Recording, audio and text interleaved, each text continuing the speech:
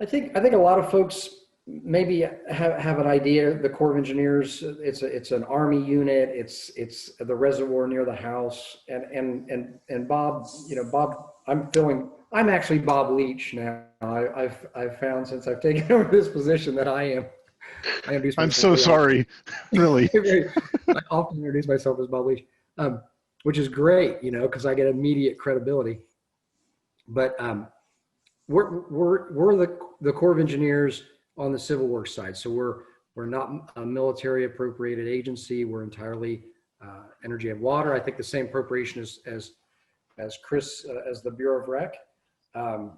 And we're about 23,000 employees nationwide, all civilian. There's a couple hundred Army officers also mixed in there in command elements, but it's a civilian organization, about 23,000 employees. We manage 600 plus dams around the country, so pretty big footprint on the physical infrastructure side. Most of we also do environmental stewardship work, environmental restoration works. We have some facilities that are dedicated to that. We, as Chris mentioned, a good footprint in hydropower, and also water supply. Our dams are dedicated to navigation, to support inland navigation on the rivers, to maintain pool for transit, not for water supply, which is what Chris does, and then also for flood risk reduction or flood risk management at reservoirs in primarily headwater regions. What a lot of people don't necessarily recognize, and I came up through the Corps. I was in the planning element with the Corps for a number of years. Our navigation business is highly focused in the coastal area. We actually maintain about 13,000 miles of coastal channels. It's a huge part of the budget. It's about half of our annual budget. So, but it's sort of a silent effort out there. When the channels are open, everything's good, and we do a pretty good job of keeping those channels open. We also manage about a little over 1,000 harbors of various types around the country. So kind of give you an idea what the assets look like. It's a tricky business, the asset management program. So I'm just going to quickly kind of talk about some of the big things that are active in the program today.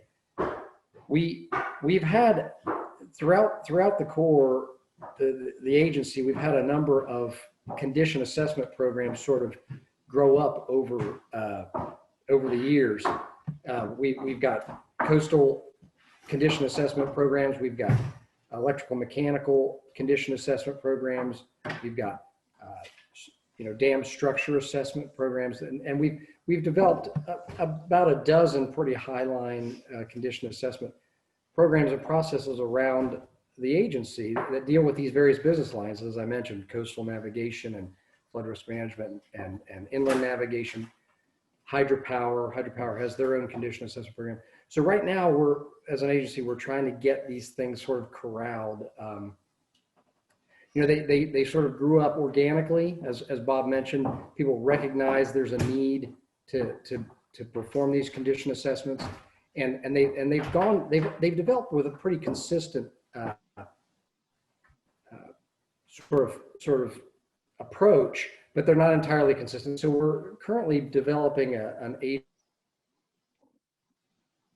about the condition assessment process, how we turn that condition assessment into probability of failure. That's the ultimate, that's the end game that you would have in a condition assessment program, to ultimately be able to use that in a risk assessment of some kind as probability of failure. And we've got a number of different approaches to that, and we'd like to get some consistencies on that. So that's a big piece, sort of the nuts and bolts of what we're working on, in the summer of 2020. Another big thing, again, trying to keep up with Chris and the Bureau of Rec. We've started in a very concerted way to develop a strategic asset management plan for the agency. We need it. We have a great diversity of assets. We're very disintegrated in terms of our organization. We have districts all across the country, and so our management practices are pretty diverse. So we need some strategic alignment.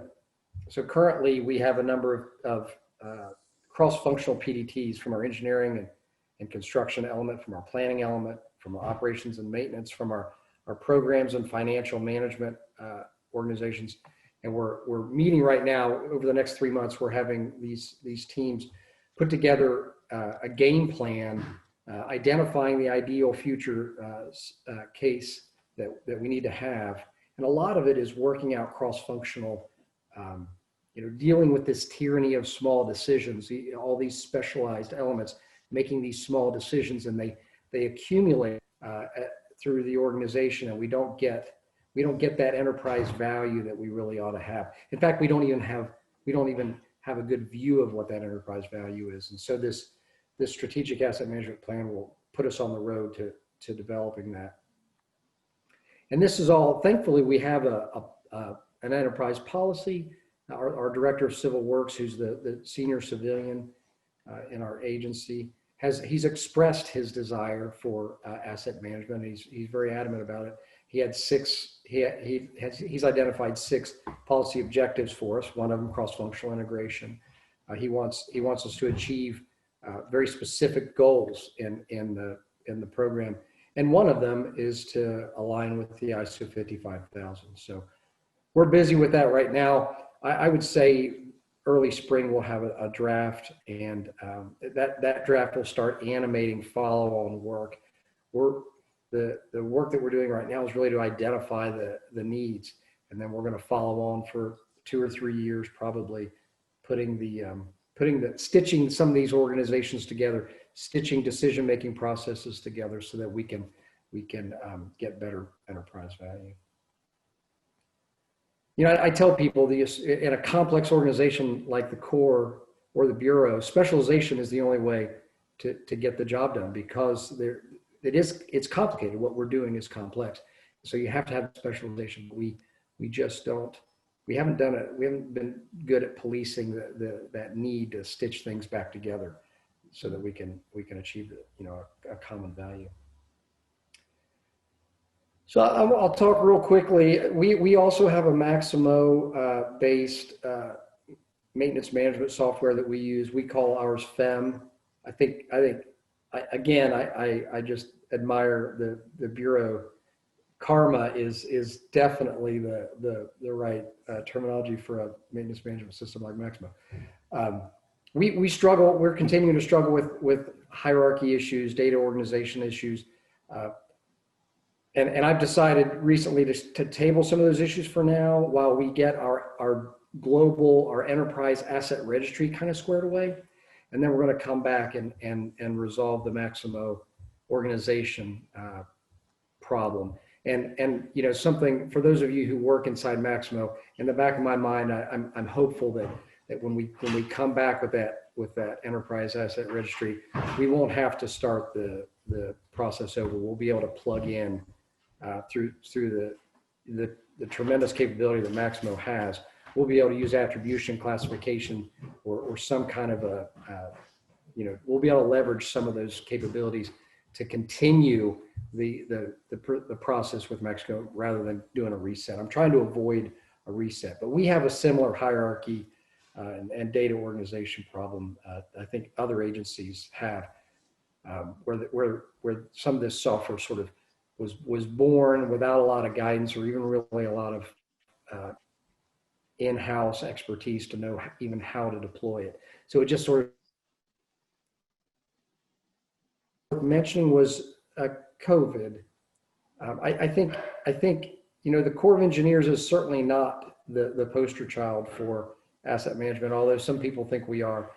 We do pretty well, and when COVID came about, it introduced an interesting problem for our leaders. We suddenly had a very acute concern, which was we deliver value through our assets, through our infrastructure. And our infrastructure primarily is able to deliver value through the actions of humans working at those sites. Hydropower operators operating hydropower plants, maintenance people keeping facilities operating, flood risk management projects with dam tenders operating the flood risk project during the flood. And COVID was a clear and present danger to the humans and to the availability of personnel, okay? And so very early on in the COVID crisis, the leaders turned to the chief of operations and said, what's our status? I want to have a picture. I want to have an idea of where our mission essential projects are, because COVID is spreading. It's sort of spreading from the East Coast and from the Northwest. Or in the early days, that seemed to be how it was going to propagate. I know it's there, but it's going to be everywhere. And I want to have a picture. I want to know where the projects are. I want to know where the mission essential projects are. And then I want to start looking at, are we ready? What kind of risks are we facing? What's our cyber footprint look like? What operational factors are we concerned about? Where can we share personnel? How can we deal with a declining personnel base in the event of the COVID wave sweeping across? And everyone can remember those early projections of COVID were very dire. I spent weeks just bathing in those projections, and there were pretty serious concerns that around the first part of April, the whole entire mid part of the country was going to be awash in COVID, and we were not going to have personnel necessarily available to operate our projects. So what's that mean to asset management? Well, the chief of operations turned to me and in asset management and said, okay, I need a picture of our mission essential functions projects. And the Department of Homeland Security had articulated to the agencies what the administration was concerned about in terms of mission essential functions. And ours was navigation and flood risk management, primarily hydropower. Those were the primary ones. So, 10 years ago, that would have been a real challenge. Just to come up with a list in the Corps of Engineers. We've got 600 dams, 600 some change dams. Which ones serve what business line? 10 years ago, that would have been really difficult. Well, thankfully, thanks to Bob and the efforts of folks before me, that wasn't that hard to do. In fact, what we found when the commander started asking the questions of the assets, what's the personnel footprint? What's the capability of, what's the operational risks? What sort of benefit streams? Where do these things rank in terms of their delivery? If we have to make choices, which ones will we step away from first and redirect personnel? But it was all there. The data was there in the Corps of Engineers. It wasn't convenient in any way. It was not well organized. We talk about the FEM data organization issue, and this data was not well organized. It was not easy to analyze, but it was there. And so that was really heartening for the agency to know that, hey, we are collecting this. We've started thinking about this in a deliberate way and collecting it. So today, fiscal year 21, one of our major, it's a small project in the overall asset management program, but one of our, a project that's got my attention because this whole COVID problem occupied weeks of my life. We call it the Mission Essential Functions Project. And what we're doing is we're looking at all this enterprise data that speaks to our project readiness and our project health condition, and can inform status and the nexus with mission. All this data, and we're analyzing it, and we're trying to figure out. We have some folks from our CIO, our information office, help and pick and choose and correct the naming disconnections and various odd things that exist in the data. How do we correct that? What's the right way to go about that? And we're gonna chew on that for probably 6 months, and then we're gonna start implementing some overarching data architecture to our asset data so that we can do better in the future. And I offer that because if you didn't have that experience with COVID and you're developing an asset management program and you want to think about that data architecture just as early as you can. Because obviously this would have never happened in the core. We're not structured this way, but had we been deliberate about developing the asset information in a more organized way, we wouldn't be having to stitch these data sets together in 2020. They'd naturally be coherent. So I wanted to offer that as a thought for the participants. That's about what I've got, Bob. I'd be happy to answer questions later if they come up. Yeah, we've got a couple that'll come up later, but there's one immediate one for you, which is the strategic asset management plan you refer to, is that an update of a previous plan or is that a new plan? Well, it's a new plan. We've never, the Corps of Engineers has had various plans, program management plans, and some draft strategies for asset management. And Bob, you were involved in those. This is the first, I'll say it's the first because it's the first one that's really conformant with the 55,000. So it's the only one that, you know, from the standpoint of some sort of independent standard outside the Corps that people would recognize as a strategy. And it's the only, it'll be the first one that we'll put in front of our senior civilian leaders and get them to endorse. So it's new.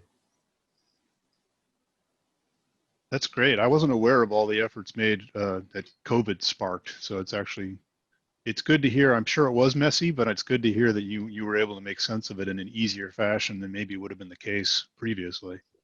Well, it was there. Yeah, it helps. The first thing is that it be there, right?